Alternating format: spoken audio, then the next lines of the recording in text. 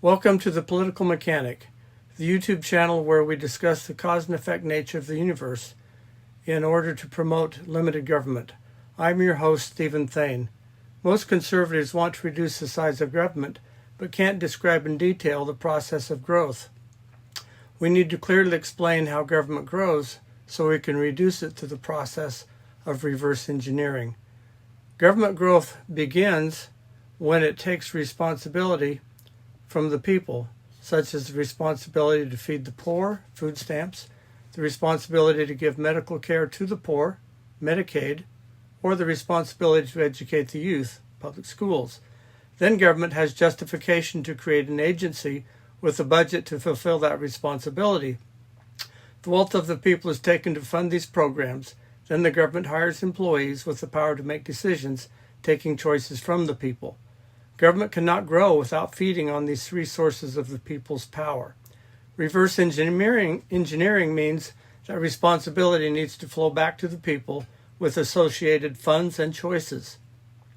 Over the last 50 years, I have read traditional conservative reasoning on how to reduce government. The only step highlighted is cutting budgets. What about returning responsibility and choices as well? While material resources are part of the equation, choices and responsibility need to be given back to the people to complete the process. Reducing government is not a passive endeavor or a matter of simple cutting. Government reduction requires the positive use of government. Trump seems to understand this and has created the Department of Government Efficiency headed by Elon Musk and Vivek Ramaswamy. To do what? To transfer power back to the states, where states can transfer resources, responsibilities, and choices back to the people. To be successful, this cannot be done haphazardly, but in a thoughtful manner so as to garner widespread support from the voters and not to cause chaos and fear. At the state level, to reduce the role of government, small budgets may simply be eliminated, but when we deal with the four big budgets that have equally large special interest and lobbying groups protecting them, it will take a three-pronged effort that deals with funds, responsibilities, and choices. Together, the following budgets total about 71.1% of a $5.2 billion general fund state budget. The general fund is the taxes raised in Idaho from Idahoans. K-12 education, about 50.4%, higher and other education functions, Medicaid, health and welfare, and health insurance costs for state employees. These are all very complex budgets with connections to federal rules and regulations. Changing them has been very difficult in the past because the federal government has not allowed serious state-level innovations. However, with Trump in the White House, if the Idaho legislature can come up with practical alternatives, we could change the nature of the program so that, in the future, these budgets can be stabilized and reduced with better outcomes, especially if private sector competition is involved. A large budget like Medicaid requires coordination from the agency, the governor, and the legislature. It cannot be reformed, improved, or eliminated without a plan. Immediate cessation of a large program is not possible without causing chaos.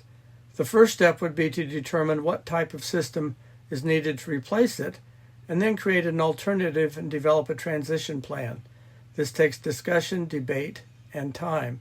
It took us 100 years or more to create the large government we have. It will take more than 1 or 2 months to reverse course. But we will see change if we have the patience and political will.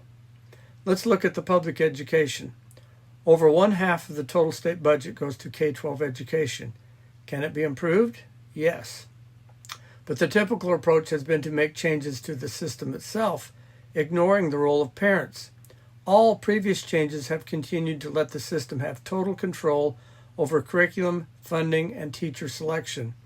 Reforming the system without giving parents more access to funds and more choices has never worked because, according to the reverse engineering idea, public education still retains responsibility, funds, and choices taken from the parents.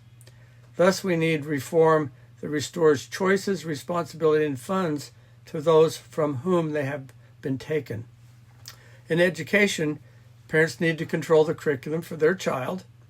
Parents should have direct control over some funds at no added cost to other taxpayers, and let parents be involved in instruction if they so desire.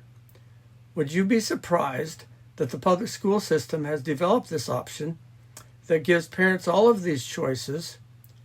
I think it needs to be embraced and supported. It allows parents to choose the curriculum for their children, provide parents $1,800 per student for expenses, including paying for tutors at no extra cost, and allows parents to accept more responsibility to teach. It is a good step to improve and reduce the overreach of government in the area of education. This innovation, called the Parent-Supported Instruction Model, or PSIM, is already in 11 other states and is being used by 5 school districts in Idaho by almost 10,000 Idaho students. A bill will be introduced in the 2025 Idaho legislative session to clarify how this program works, to encourage all school districts in Idaho to provide this option to their parents, and to protect it from over-regulation by the Idaho Department of Education. Several senators and representatives already plan on co-sponsoring this legislation. I'll make a video going into more detail at a later date. I hope this short tutorial has been helpful in understanding the work our legislators will have to go through to actually rebalance the power of government between the people and their government. Thank you for watching, and please subscribe.